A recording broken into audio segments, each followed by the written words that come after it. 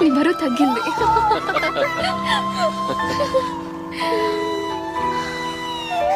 మమ్మల్ని క్షమించు ఊబా. నిన్ను మేము వదిలేసి ఉండకూడదు. నిన్ను మేము వదిలిపెట్టాం, ఎప్పుడు వదలం.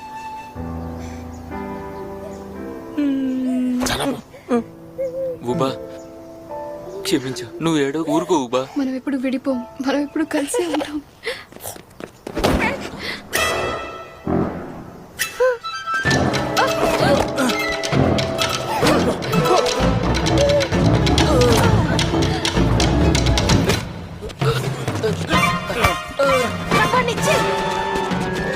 నువ్వేం చేస్తున్నావు? మా ఊబాను మాకు తిరిగిచ్చేయి.